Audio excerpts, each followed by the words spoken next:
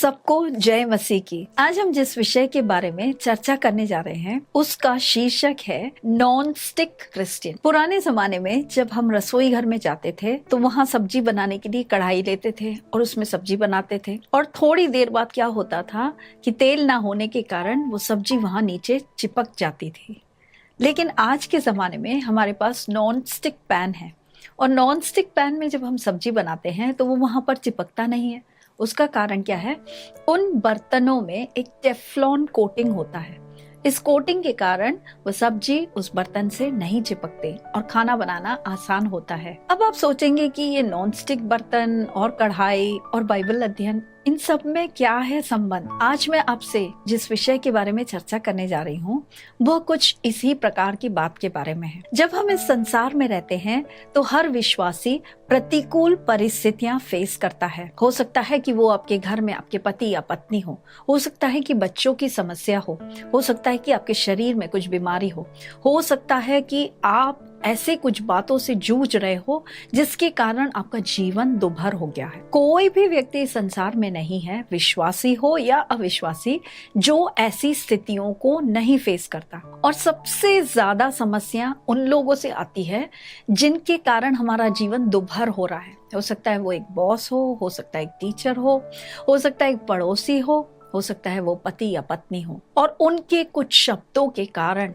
आपके मन के अंदर कड़वाहट आने लगती है। ऐसी स्थिति में हम क्या करें? ऐसी स्थिति में हम उनसे कैसे प्रतिक्रिया करें? उस विषय में चर्चा करने के लिए मैंने ये शीर्षक लिया था non stick Christianity. Non stick का मतलब होता है कि हम उन बातों को अपनी आत्मा के ऊपर चिपकने की अनुमति ना दें। अगर आप नीति वचन की पुस्तक पढ़ें तो उसमें लिखा गया है, अपने हृदय को तो सुरक्षित रख, क्योंकि उसके अंदर से जीवन का स्रोत उत्पन्न होता है। जिस प्रकार एक नॉन स्टिक बर्तन में एक टेफ्लॉन कोटिंग होता है, उसी प्रकार हमारे जीवन में भी आत्मा का एक तेल परमेश्वर ने उंडेला है।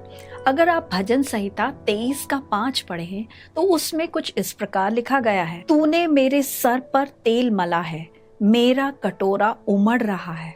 परमेश्वर ने अपने अभिषेक का तेल हमारे ऊपर उंडेला है, और उस कारण से ये बातें, ये शब्द जो हमारे ऊपर फेंके जाते हैं वो हमारे ऊपर चिपटे ना या फिर लिपटे ना, बल्कि वो तेल के कारण वो नीचे चले जाएं।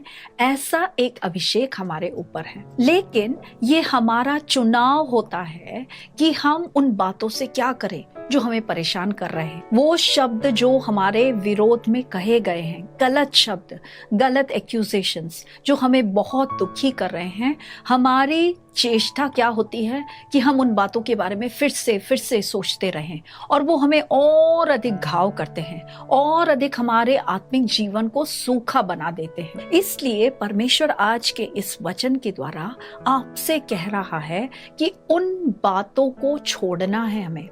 हम लोग को उन व्यक्तियों को क्षमा करना है, इसलिए नहीं कि वो लोग जो बोल रहे हैं वो सही है, बल्कि इसलिए कि हमारे जीवन में परमेश्वर ने जो डेस्टिनी रखा है, हमारी जो बुलाहट है, हम उससे दूर हो जाएंगे अगर हम इन बातों से चिपटे रहें। हालेलुया। गलीतियों की पुस्तक 2:20 में पौलुस प्रेरित कुछ इस प्रकार कहते हैं, मैं मसीह के साथ क्रूस पर चढ़ाया गया हूँ, और अब मैं जीवित ना रहता हूँ।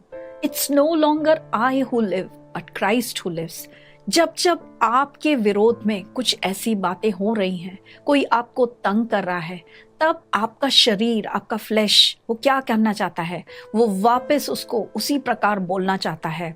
वो बदला लेने की एक आत्मा हमारे अंदर आती है। लेकिन अगर हम अपनी शारीरिक इन विंडिकेटिव थॉट्स को, इस बदले लेने की आत्मा को हम अगर उसको प्रोत्साहित करेंगे तो क्या होगा? हमारा शरीर तो जीत जाएगा और हमें थोड़ी देर खुशी भी मिलेगी, लेकिन आत्मा हमारे अंदर बुझ जाएगी। इसलिए पहले कुरिन्थियों 15:31 में पौलुस प्रेरित कहते हैं, मैं प्रतिदिन मरता हूँ। इसका मतलब क्या होता है? प्रतिदिन हमारे जीवन में ऐसे व्यक्ति आते हैं, ऐसी स्थितियां आती हैं जो हमें दुखी करती हैं, परेशान करती हैं, और उन स्थितियों से हमें कैसे प्रतिक्रिया करनी है उसका निर्णय हमारा होता है।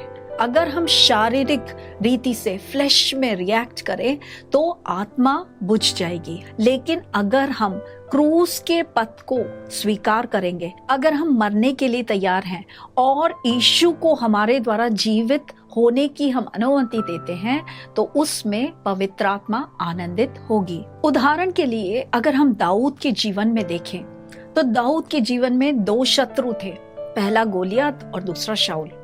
गोलियत को तो उसने एक ही बार में गिरा दिया, एक ही पत्थर से गिरा दिया, और उस शत्रु का अंत उसी समय हो गया, उसी दिन हो गया। लेकिन शाऊल राजा जो दाऊद से बहुत नाखुश थे, और शाऊल राजा दाऊद के पीछे एक पागल कुत्ते की नाई उसका पीछा करते रहे, उसको एक भगोड़ा बना दिया। लगभग 40 साल तक दाऊद उस व्यक्ति को सहते रहे। लेकिन दाऊद के जीवन में हम देखते हैं कि उसने उस व्यक्ति को क्षमा करके वो आगे बढ़ा। उसको एक अवसर मिला था कि वो शाऊल का सर काट दे, लेकिन उसने नहीं काटा। जब शाऊल की मृत्यु हुई तो हम सोचते हैं कि दाऊद को बहुत आनंदित होना चाहिए था, उसे तो ढिंडोरा पीटना चाहिए था, मेरा शत्रु मर गया, परमेश्वर ने उसे मार डाला। लेकिन हम बाइबल में क्या पढ़ते हैं कि वो अपने शत्रु की मृत्यु पर भी विलाप कर रहा था। उसने दुख मनाया, उसने मौन किया, हालेलुया। और यही नहीं, राजा बनने के पश्चात उसने ऐसा भी ऐलान किया, अगर शाऊल का कोई भी रिश्तेदार, योनाथन का कोई भी रिश्तेदार अगर जीवित है तो मैं उसे अनुग्रहित करना चाहूंगा। ये सब क्या दिखाता है? दाऊद के जीवन में उसने उन बातों पर जयवंत होने का एक निर्णय लिया था। लेकिन दाऊद के जीवन में एक ऐसी घटना थी जिसमें हम देखते हैं उसने अपने फ्लैश पर कार्य किया। वो बात पहला शमूएल 25 के 7वें अध्याय में है। उसकी पृष्ठभूमि मैं आपको देना चाहूंगी। नाबाल नाम के एक व्यक्ति की बहुत सारी भेड़ें थी, और जब दाऊद अपने सेना के साथ वहां पर मरुभूमि में था, उसने नाबाल की सारी भेड़ों की सुरक्षा की। और एक दिन उसने नाबाल को एक संदेश भेजा, मैंने आपकी भेड़ों को सुरक्षित रखा, इसलिए जो कुछ भी उचित है मेरे सेवकों को आप देना। यह सुनकर नाबाल बहुत ज्यादा क्रोधित हुआ और उसने कहा कि ये दाऊद कौन है, ये इशाई का पुत्र कौन है? मैं अपने पैसे और अपने खाने पीने को ऐसे भगोड़ों को नहीं देना चाहता। इस प्रकार उसने दाऊद का इंसल्ट किया, अपमान किया। और दाऊद के सेवक लौटकर उन्होंने दाऊद को ये बात बताई। ये सुनते ही दाऊद आग बबूला हो गया और उसने अपना तलवार ले लिया और वो नाबाल के घर परिवार को नष्ट करने के लिए आगे बढ़ा। जब यह समाचार नाबाल की पत्नी अबीगेल को मिला तो वो दौड़कर बहुत सारा खाना तैयार करके वो दाऊद के पास आई, और जैसे ही उसने दाऊद को देखा वो दंडवत होके दाऊद से उसने क्षमा याचना की। अबीगेल आकर दाऊद से कहती है, तुझे परमेश्वर यकीनन इस्राएल का राजा बनाएगा, इसलिए अकारण तू खून क्यों करना चाहता है? तू अपना पलटा, अपना बदला खुद अपने हाथ से क्यों लेना चाहता है? और जैसे ही दाऊद ने अबीगेल की वो बातें सुनी तो जैसे उसकी आंखें खुल गई और उसने कहा, मैं परमेश्वर का धन्यवाद करता हूँ कि अबीगेल तुझे परमेश्वर ने मेरे लिए भेजा है, क्योंकि अगर तूने मुझे नहीं रोका होता तो मैं वो कार्य करता जिसको करने की मुझे अनुमति नहीं है।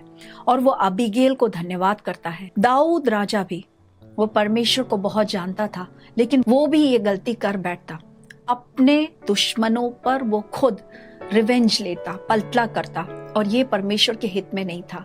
और जैसे पवित्र आत्मा हमें रोकती है, उसी प्रकार अबीगेल ने करेक्ट टाइम में आकर उसको रोका और उसने अनुताप किया और उसने बदला लेने से अपने लोगों को रोक दिया। यही परमेश्वर हमारे विषय में भी चाहते हैं, क्योंकि ये सारी बातें हमारे जीवन को कलुषित करती हैं, हमें अपनी बुलाहट से दूर करती है। बहुत वर्षों पहले अफ्रीका में एक गांव था और उस गांव के लोग बहुत राजी खुशी वहां पर रहते थे।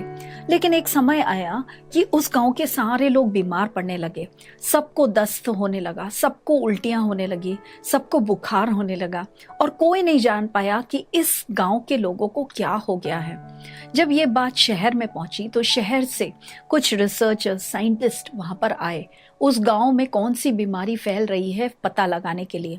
और जब उन्होंने बहुत स्टडी किया तो उनको पता चला कि वहाँ के पानी में कुछ कंटेमिनेशन है, कुछ गंदगी है। तो ये फाइंड आउट करने लगे कि ये पानी को क्या हुआ है। वो पानी बहुत ही साफ क्रिस्टल क्लियर पानी था। फिर इसको क्या है समस्या, तो उन्होंने सोचा कि इसके स्रोत में जाकर फाइंड आउट करेंगे। वो लोग इस नदी के स्रोत तक पहुंचे और जब वो उसके स्रोत पर पहुंचे तो उन्होंने क्या देखा, वहां पर एक बहुत बड़े चट्टान के अंदर से ये पानी आता है और उस चट्टान के एक छोटे से द्वार के अंदर एक सूअर और उसके 10 बच्चे, वो लोग किसी समय उसके अंदर गिर गए होंगे और वो उनका शरीर, उनका वो जो डेड बॉडी है उस पानी के अंदर पड़ा है और यहाँ से आने वाला पूरा पानी उस सूअर के कारण कंटेमिनेट हो गया है। और फिर उन साइंटिस्ट ने उस सूअर को और उसके बच्चों की शरीर को उठाकर वहां से दूर कर दिया और वो पानी फिर से अच्छा हो गया, वहां की बीमारियां चली गई। जिस प्रकार इस सूअर के कारण वो पानी पूरा कलुषित हो गया, उसी प्रकार जब जब हम क्षमा नहीं करते हैं, जब जब हमारे हृदय में हम कड़वाहट बनाए रखते हैं, वो हमारे जीवन के स्रोत को बिल्कुल ही कलुषित कर देता है। और परमेश्वर की यह इच्छा है कि हम एक नॉन स्टिक क्रिश्चियन बने, इन बातों को हमारे हृदय से चिपटने ना दे। जब जब हमारे मन में दुख होता है तो हम कहें, परमेश्वर मैं इस व्यक्ति को क्षमा कर रहा हूँ, मैं इस बात को अपने हृदय में बार बार नहीं सोचूंगा, मैं इस बात को एक स्टॉप लगा रहा हूँ और मैं अपनी बुलाहट में आगे बढ़ रहा हूँ। चाहे कुछ भी हो जाए, मैं बार बार इस पुरानी बात पे नहीं जाऊंगा। ये हमारा निर्णय है। जैसे पौलुस कहता है, मैं प्रतिदिन मरता हूँ।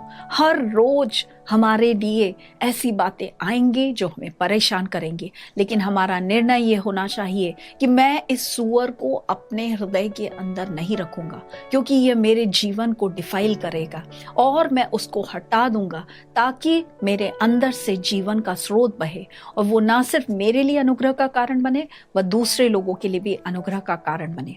परमेश्वर इन वचनों के द्वारा आपको आशीषित करे। धन्यवाद।